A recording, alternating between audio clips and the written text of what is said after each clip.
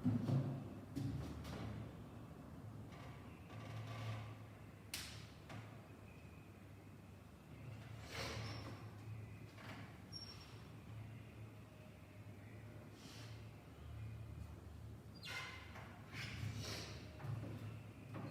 बच्चों, हमने अपने अगले पिछले वीडियो में स्पर्मेटोजेनेसिस की प्रोसेस पढ़ ली थी और ये देख लिया था कि वो कौन से सेल है which undergoes division phases and transforms themselves to form a sperm.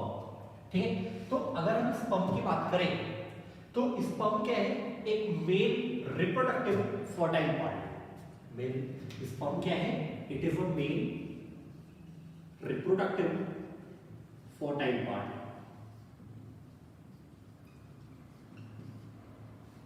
ठीक है, अब देखते हैं जैसे स्पर्म जो है ये इसका प्रोबेबिलिटी लेवल कैसा है? That is haploid. कैसा है ये? हैप्लॉइड। ठीक है, और हैप्लॉइड का मतलब क्या है? इसमें नंबर ऑफ क्रोमोसोम कितने होंगे? 23 नंबर ऑफ क्रोमोसोम प्रेजेंट होंगे स्पर्म में। ठीक है, अब तो स्पर्म क्या है? अपना मेल रिप्रोडक्टिव फर्टाइल पार्ट। और पर इजैकुलेशन में, अगर हम पर इजैकुलेशन की बात करें तो around 50 to 100 million sperm present होते हैं इन पर ml ऑफ सीमेन। ठीक है, नंबर ऑफ स्पर्म कितने हैं? 50 to 100 मिलियन पर ml ऑफ सीमेन। ठीक है, अब इसके अलावा अगर हम देखें तो स्पर्म जो है, जो हम मेल रिप्रोडक्टिव स्ट्रक्चर्स की स्टडी कर रहे थे तो हमने देखा था कि स्पर्म जो है ये बनता कहां पे है? सेमिनिफेरस ट्यूब्यूल में। और वहां पे मैच्योर होने के बाद, वहां पे जो स्पर्मेटेड बनते हैं, जो मैच्योरेशन होती है, उन मैच्योरेशन के बाद ये स्पर्म जो है ये माइग्रेट कर जाते हैं कहां पे? एपिडिडाइमिस में। ठीक है, और एपिडिडाइमिस में ये क्या करते हैं? स्टोर हो जाते हैं। ठीक है, अब तो स्पर्म जो है वो मैच्योर स्पर्म स्टोर कहां पे हो रहा है? एपिडिडाइमिस में। ठीक है, और एपिडिडाइमिस में हालांकि वो लंबे टाइम तक स्टोर हो सकते हैं, स्टोर होकर रह सकते हैं, बट अगर इजैकुलेशन हो जा रहा है, किसी भी पर्टिकुलर मेल बॉडी में इजैकुलेशन परफॉर्म करिए तो इजैकुलेशन के बाद सिर्फ अराउंड 48 आवर्स तक ही स्पर्म जो है वो क्या करते हैं? सर्वाइव करते हैं। ठीक है, इजैकुलेशन के बाद अबाउट 48 आवर्स तक स्पर्म जो है वो क्या रहेगा? अपनी लिविंग कंडीशन में रहेगा। ठीक है, जबकि अगर हम देखें तो स्पर्म की जो मोटिलिटी है, ठीक है, वो कैसी है? 3 to 4 nm पर मिनट इन फैलोपियन ट्यूब। ठीक है, 3 से 4 नैनोमीटर पर मिनट इन फैलोपियन ट्यूब ये स्पर्म की मोटिलिटी रेट है, मतलब कि उसका वेलोसिटी है। ठीक है, अब तो इस स्पीड के अकॉर्डिंग स्पर्म जो है ये अराउंड 30 to 60 मिनट में एग तक पहुंच जाता है। मतलब कहां तक पहुंच जाता है? In fallopian tube and participate in fertilization. Fertilization में पार्टिसिपेट कब करेगा? जब अगर साइमल्टेनियस टाइम पे ही एग या ओवा रिलीज हुई है फीमेल बॉडी में। ठीक है, अगर वो रिलीज नहीं हुई है तो स्पर्म जो है वो कभी किसी को भी फर्टिलाइज नहीं कर पाएगा। ठीक है, तो वो स्पर्म जो फैलोपियन ट्यूब में माइग्रेट जिसने किया था उसको अगर एग नहीं मिला है तो वो एक टाइम के बाद क्या हो जाएगा? खुद ही डीजनरेट हो जाएगा। ठीक है, आगे बढ़ते हैं। अब देखते हैं अगर हम स्पर्म की बात करें, ठीक है, तो स्पर्म जो है it has generally 4 parts: head, neck, middle piece and tail. ठीक है, अच्छा यहां पे बहुत सारी बातें हैं। हाँ, जैसे क्या है, ये डेटा हमें याद रखना है। Head, neck, middle piece and tail, ये 4 पार्ट हैं जो स्पर्म कॉन्स्टिट्यूट करते हैं, स्पर्म को बनाते हैं। ठीक है, अच्छा इसके अलावा कभी कभी आप पढ़ोगे, हायर क्लासेस में पढ़ोगे कि स्पर्म में जनरली कितने पीस हैं? सिर्फ 3 पीस ही हैं। एक हेड,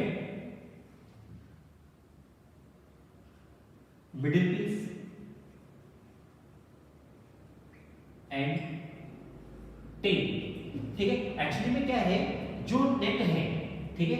ये मिडिल पीस जिसे हम बोल रहे हैं ना, ये जनरली कंप्राइज करता है नेक एंड बॉडी को। तो स्पर्म की नेक और बॉडी इन्हें कंबाइनली हम क्या बोलते हैं, मिडिल पीस। और ये जो मिडिल पीस है, ये यहाँ पे इसे हम क्या बोला जा रहा है, बॉडी। तो एग्जाम क्वालिफाई करने के बाद जब आप मेडिकल कॉलेज में जाओगे ना, तो अपने पहले सेमेस्टर में जो फिजियोलॉजी पढ़नी है, ठीक है, आप वहाँ पे यही पढ़ोगे कि जनरली जिसे हम मिडिल पीस बोलते हैं 12th की एनसीईआरटी में, जिसे हम मिडिल पीस बोल रहे हैं, वो एक्चुअली में क्या है, बॉडी है, ठीक है। और नेक और बॉडी को कंबाइनली हम क्या बोलते हैं, मिडिल पीस। तो जनरली स्पर्म के जनरली स्ट्रक्चर कितने हैं, 3, कौन कौन से, head, middle piece and tail. But अभी आपको ध्यान में रखना है कि स्पर्म के कितने स्ट्रक्चर है, 4 स्ट्रक्चर है, that is head, neck, middle piece and tail, ठीक है। It is according to NCERT. अगर क्वेश्चन आता है तो आपको इन्हीं 4 स्ट्रक्चर्स पे किसी एक पे भी टिक करना पड़ेगा, ठीक है। तो स्पर्म जो है, it is made up of 4 structures, head, neck, middle piece and tail. पढ़ते हैं आगे।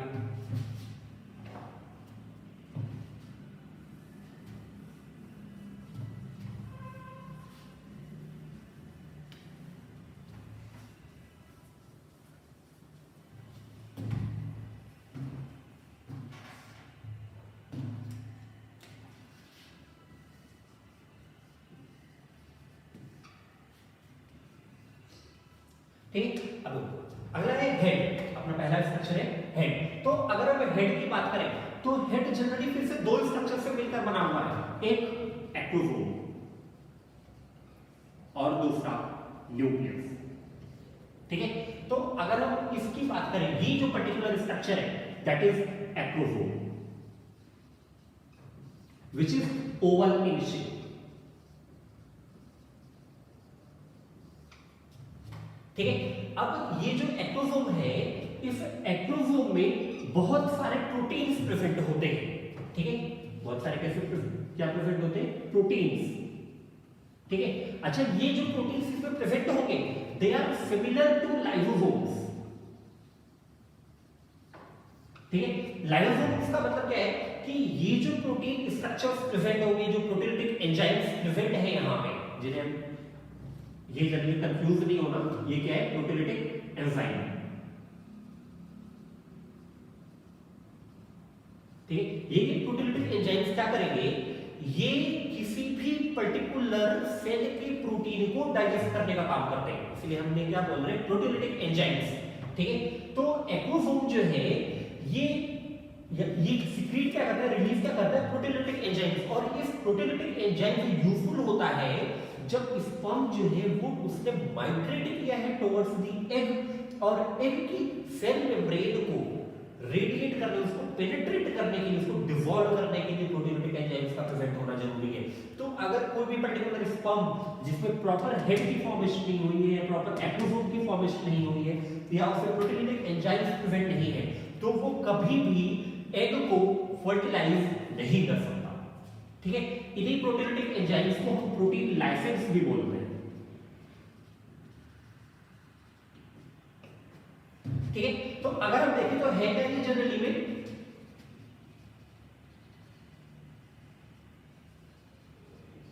अपना मेन प्रोटीयोलिटिक एंजाइम है दैट इज हाइलुरोनिडेज,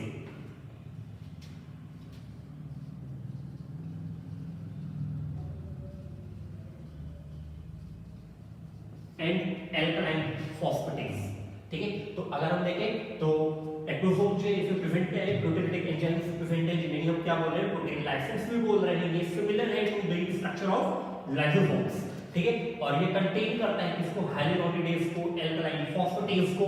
इसके अलावा एक्रोसोम जो है it have been formed from Golgi body, ये किससे बनता है, फ्रॉम गोल्जी बॉडी से, ठीक है। तो ये था एक्रोसोम। अब देखो, अब अगर हम देखें तो एक्रोसोम जो है ना, it is covered bye a thin cap like structure,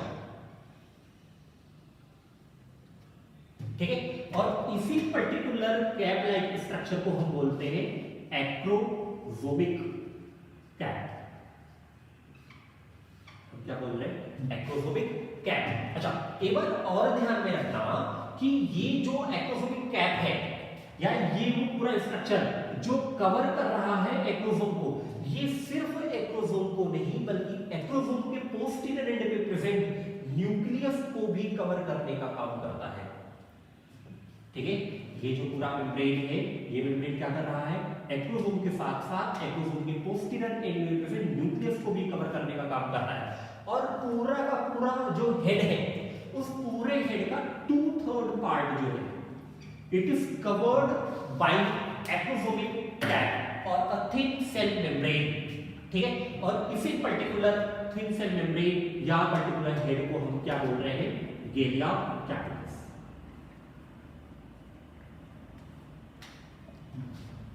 ठीक है, अब क्या है, हेड का 2/3 पोर्शन जो है वो कवर्ड है from acrosomic cap and it is called as galea capitis. ठीक है, तो ये पर्टिकुलर पूरा स्ट्रक्चर था हेड का। अगर हम देखें तो ये जो पोर्शन है, इस पर्टिकुलर पोर्शन को हम बोलते हैं परफेरोटोरियम।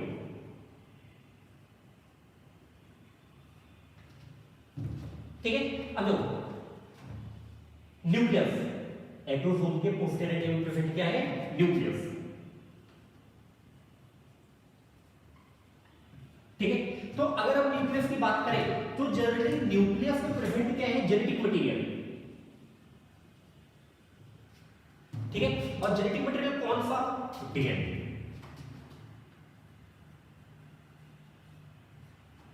ठीक है, और इसके अलावा न्यूक्लियस में कुछ बेसिक प्रोटीन भी प्रेजेंट होते हैं। क्या प्रेजेंट होते हैं, बेसिक प्रोटीन, और इन बेसिक प्रोटीन्स को हम क्या बोलते हैं, प्रोटामिन्स।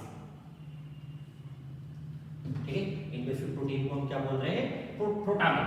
अब देखो एंटीरियर हेड का जो एंटीरियर 2/3 पोर्शन था, it is covered by acrosomic cap और अ थिन सेल मेम्ब्रेन। इसके अलावा वो पूरा ही पोर्शन न्यूक्लियस से जहां पे थिन सेल मेम्ब्रेन जिसके पूरे हेड के 2/3 पार्ट को कवर किया हुआ है, वो जहां पे एंड होता है, वहां से फिर से एक थिन सेल मेम्ब्रेन अराइज होती है। ठीक है, और ये थिन सेल मेम्ब्रेन अब जो है ये पूरे ही स्पर्म की बॉडी को कवर करने का काम करेगी। ठीक है, और इसी पर्टिकुलर थिन सेल मेम्ब्रेन को हम क्या बोलते हैं, मेश।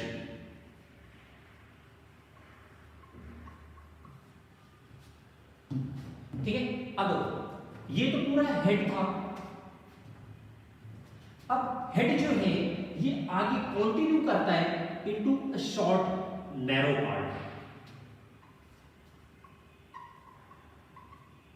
ठीक है, और उस शॉर्ट नैरो पार्ट को हम क्या बोलते हैं, नेक। ठीक है, तो अगर हम देखें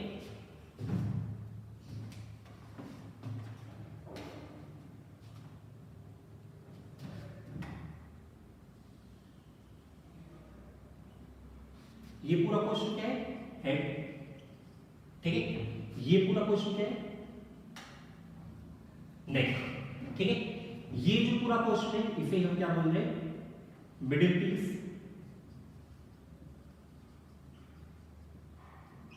एंड इट इज टेल। ठीक है, या इसे हम क्या बोलते हैं, बॉटम। ठीक है, अगर हम नेक की बात करें तो ये क्या है, एक शॉर्ट नैरो पार्ट। ठीक है, जो हेड से कंटिन्यू होता है, जो क्या करता है, हेड को फॉलो करता है। अब अगर ऐसे नेक की बात करें तो नेक जो है ये अपने एंटीरियर एंड में,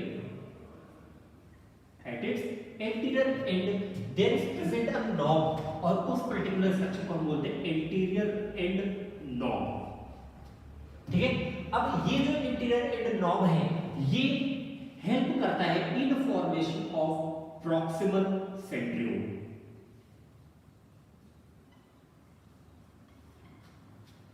ठीक है, तो प्रॉक्सिमल सेंट्रियोल जो है वो प्रेजेंट कहां है, नेक के एंटीरियर एंड नॉब पे। ये जो स्ट्रक्चर दिख रहा है ना आपको, ये दैट इज प्रॉक्सिमल सेंट्रियोल।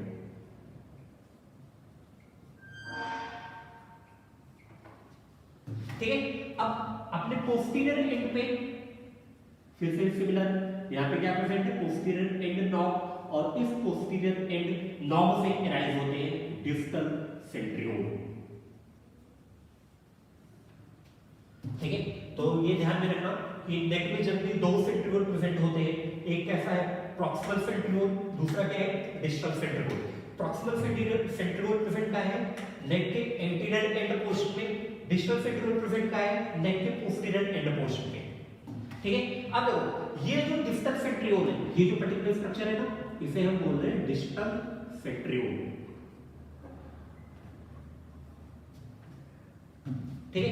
अब इस डिस्टल सेंट्रियोल से देखो कुछ फिलामेंट्स लाइक स्ट्रक्चर, कुछ फाइबर, कुछ थ्रेड लाइक स्ट्रक्चर अराइज होते हैं, और इन थ्रेड लाइक स्ट्रक्चर को हम बोलते हैं एक्सियल फिलामेंट, ठीक है। इन थ्रेड लाइक स्ट्रक्चर को हम क्या बोल रहे हैं, एक्सियल फिलामेंट। तो एक्सियल फिलामेंट जो है वो अराइज कहां से हो रहा है, डिस्टल सेंट्रियोल से, मतलब कि अराइज कहां से हुआ, फ्रॉम नेक, और नेक के डिस्टल सेंट्रियोल से अराइज होकर ये एक्सियल फिलामेंट माइग्रेट करता है, कंटिन्यू होता है इनटू द मिडिल पीस और body and then into the tail, ठीक है। आगे एक्शन में एक्सियल फिलामेंट अराइज कहां से हो रहा है, फ्रॉम डिस्टल सेंट्रियोल, और ये कंटिन्यू होता है from posterior end of neck to middle piece और body and then into the tail, ठीक है। अब तो ये पूरा स्ट्रक्चर क्या था, नेक, जहां जिसमें एंटीरियर एंड में प्रेजेंट क्या थे, प्रॉक्सिमल सेंट्रियोल, और पोस्टीरियर में प्रेजेंट क्या है, डिस्टल सेंट्रियोल, ठीक है। और डिस्टल सेंट्रियोल से फाइबर लाइक स्ट्रक्चर अराइज होते हैं जिन्हें हम क्या बोलते हैं, एक्सियल फिलामेंट, ठीक है। तो अब आगे बढ़ते हैं मिडिल पीस और बॉडी में।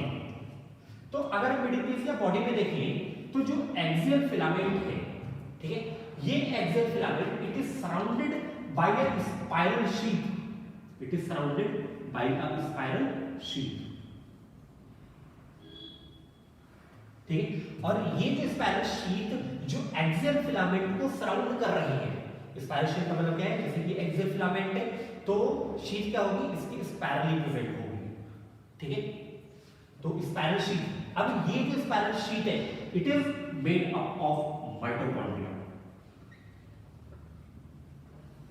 ठीक है। इसी स्पाइरल शीथ को हम माइटोकॉन्ड्रियल शीथ भी बोलते हैं या नेबल कर्ड शीथ भी बोलते हैं,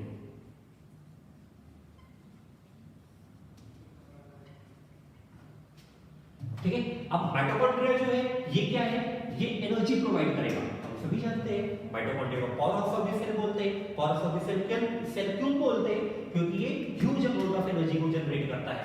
तो माइटोकॉन्ड्रिया का जो फंक्शन सेल में है वही फंक्शन यहाँ इस पर्टिकुलर स्पर्म में भी होगा। तो स्पर्म में माइटोकॉन्ड्रिया क्या करेगा, ये एनर्जी प्रोवाइड करेगा, किस लिए, फॉर इट्स मोटिलिटी, ठीक है। तो माइटोकॉन्ड्रियल शीथ को हम क्या बोलते हैं, लिबर्ट कर्ड शीथ, और पूरी ही मिडिल पीस या पूरी ही बॉडी को हम क्या बोलते हैं, एनर्जी चैम्बर। एनर्जी चैम्बर क्यों बोल रहे हैं, due to presence of mitochondrial sheath और लिबर्ट कर्ड sheath that is arranged spirally along the axial filament, ठीक है। अब देखो, अब इस पूरे ही स्ट्रक्चर में क्या प्रेजेंट था, एक सेल मेम्ब्रेन, एक थिक सेल मेम्ब्रेन प्रेजेंट थी जो इस पूरे ही स्ट्रक्चर को कवर कर रही थी, जिसे हम क्या बोल रहे थे, मेश, ठीक है। अब देखो आगे बढ़ते हैं, देखते हैं कि ये जो एक्सियल फिलामेंट है ना, जो कंटिन्यू हो रहा है कहां से, फ्रॉम डिस्टल सेंट्रियोल, वो कंटिन्यू हुआ था फिर किस पे, मिडिल पीस और बॉडी में, और मिडिल पीस और बॉडी से वो माइग्रेट कर रहा था, वो आगे कंटिन्यू हो रहा था इनटू दी टेल। अब देखो वो पूरा पोर्शन जहां पे एक्सियल फिलामेंट मिडिल बॉडी से निकलकर, मिडिल पीस से निकलकर टेल में माइग्रेट करता है, टेल में कंटिन्यू हो रहा है, तो उस पर्टिकुलर जंक्शन पे एक सेंट्रियोल और प्रेजेंट होता है, और उस पर्टिकुलर सेंट्रियोल को हम बोलते हैं रिंग सेंट्रियोल, या इसी को हम एनुलस भी बोलते हैं, या इसी को हम जेनसन्स रिंग भी बोलते हैं,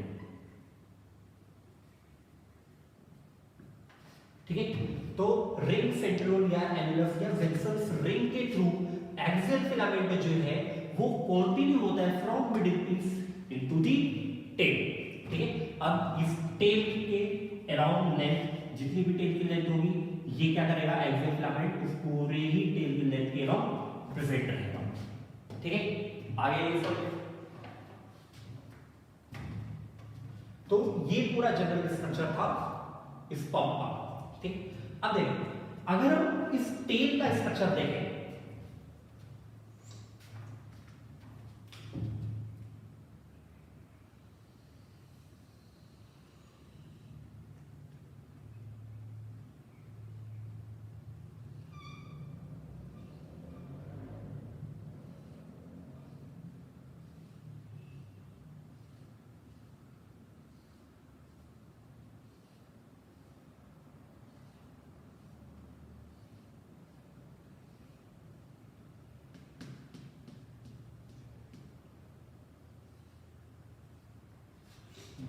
ठीक, हमने क्या किया, टेल को कट किया, ठीक, और अब टेल को फ्रॉम इट्स एंटीरियर पोर्शन देख रहे हैं, ठीक है। तो जब आप टेल को ऑब्जर्व कर रहे होगे ना, तो देखोगे कि टेल में कुछ फिलामेंट्स, यहाँ पे कुछ फाइबर्स लाइक स्ट्रक्चर प्रेजेंट है, और उन पर्टिकुलर स्ट्रक्चर को हम क्या बोलते हैं, माइक्रोट्यूब्यूल्स। उन पर्टिकुलर स्ट्रक्चर को हम क्या बोलते हैं, माइक्रोट्यूब्यूल्स।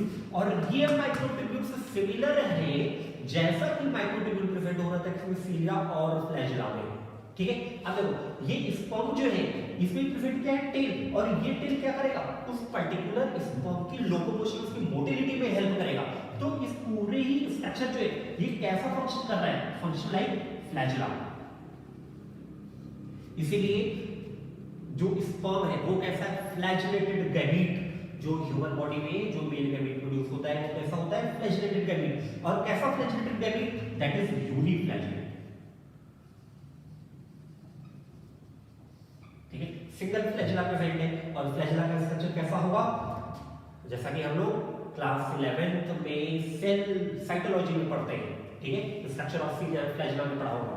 तो अगर हम यहाँ भी टेल का स्ट्रक्चर देखें तो टेल जो है ये कंपोज्ड है किससे, माइक्रोट्यूब्यूल से। अब ये जो माइक्रोट्यूब्यूल्स है ये फिर से दो लेयर में अरेंज है, एक अराउंड द पेरिफेरी और दो टुवर्ड्स द सेंटर। अब देखो जो सारे माइक्रोट्यूब्यूल्स, जो सारे प्रोटीन फाइबर्स पेरिफेरी के अराउंड प्रेजेंट है वो प्रेजेंट है डबलेट के फॉर्म में, ठीक है। एक ये और दूसरा ये, एक ये दूसरा ये, हालांकि इस तरह से दो, इस तरह से दो एक दूसरे से ज्वाइन, ठीक है। तो पेरिफेरी के अलाउंग माइक्रोट्यूब्यूल्स जो है वो कितने हैं, डबलेट के फॉर्म में प्रेजेंट है, एंड 9 इन नंबर, ठीक है,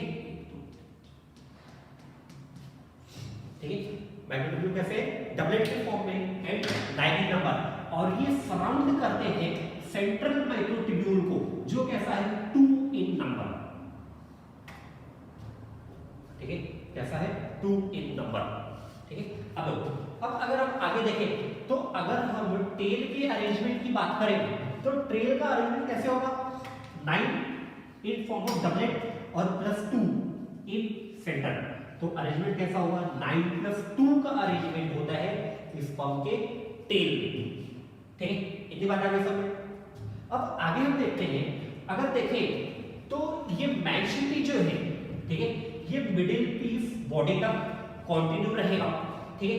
अब अगर हम टेल में आए तो टेल में क्या है कि ये जो माइक्रोट्यूब्यूल्स जो पेरिफेरी में प्रेजेंट है, ठीक है, इनके अराउंड प्रोटीन फाइबर्स भी प्रेजेंट होते हैं, इनके अराउंड क्या प्रेजेंट होते हैं, प्रोटीन फाइबर्स भी, ठीक है। तो अब देखो ये जो प्रोटीन फाइबर्स है ये क्या करते हैं, ये क्या करेंगे, सारे ही 9 डबलेट माइक्रोट्यूब्यूल्स को सराउंड करते हैं, ठीक है। तो अब प्रोटीन फाइबर्स के प्रेजेंट होने के बाद अरेंजमेंट कैसी हो जाएगी, 9+9+2, ठीक है। अब ये वो स्ट्रक्चर है जो प्रेजेंट है जहां पे मैच्योरिटी एंड हो जाता है, ठीक है, जहां पे मैच्योरिटी मिडिल पीस या बॉडी में एंड हो जाएगा, वहीं से प्रोटीन फाइबर्स जो है वो सराउंड करते हैं 9 माइक्रोट्यूब्यूल्स को, ठीक है। कौन से माइक्रोट्यूब्यूल्स को, जो पेरिफेरी में प्रेजेंट है, ठीक है। और अरेंजमेंट कैसी हो जाएगी, 9+9+2, ठीक है। अब अगर हम टेल को देखें तो टेल में सिंपल स्ट्रक्चर ही प्रेजेंट है, सेम स्ट्रक्चर ही प्रेजेंट है टेल में भी, बट यहां पे क्या है, यहां पे जो प्रोटीन फाइबर है ना ये सिर्फ 2 इन नंबर ही है, ठीक है। तो यहां पे टेल का जो एंटीरियर एंड होगा, टेल का जो स्टार्टिंग पॉइंट होगा, वहां पे अरेंजमेंट कैसी होगी, 2+9+2 की अरेंजमेंट होगी। दो क्या है, प्रोटीन फाइबर, 9 क्या है, पेरिफेरल माइक्रोट्यूब्यूल्स, और दो क्या है, सेंट्रल माइक्रोट्यूब्यूल्स, ठीक है। अब अगर हम टेल के एंड पोर्शन को देखें तो टेल के एंड पोर्शन में कोई भी प्रोटीन फाइबर प्रेजेंट नहीं होता, और वहां पे अरेंजमेंट कैसी हो जाती है, सिर्फ 9+2 की, ठीक है। आगे समझे, तो ये पूरा जनरल स्ट्रक्चर था स्पर्म का। हमारे लिए सबसे ज्यादा इंपॉर्टेंट क्या है कि प्रॉक्सिमल सेंट्रियोल, डिस्टल सेंट्रियोल कहां पे प्रेजेंट होते हैं, एक्सोफिलामेंट किससे अराइज हो रहा है, स्पाइरल शीट क्या है, रिंग सेंट्रियोल या वेंसल्स रिंग हम किसे बोल रहे हैं, एक्टोफोबिक कैप क्या है, गिलिया कैपिटस क्या है, ठीक है। तो ये सारी बातें ध्यान में रखना। और ये स्ट्रक्चर ड्रॉ कर लेना बहुत इंपॉर्टेंट, यहाँ से क्वेश्चन बहुत सारे पूछे गए प्रीवियस ईयर्स में, ठीक है। ओके, आज के लिए बस इतना ही, थैंक यू।